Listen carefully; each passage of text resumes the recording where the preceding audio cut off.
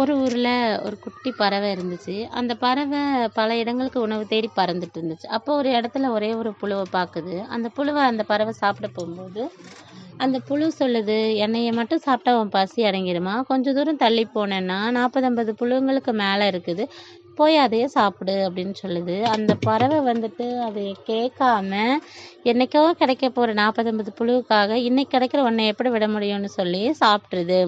கொஞ்ச தூரம் தள்ளி போனதும் ஒரு இடத்துல உட்காருது அந்த பறவை. அதில் ஒரு வலை இருக்குது. அதுலேருந்து அதால் வெளியே வர முடியல.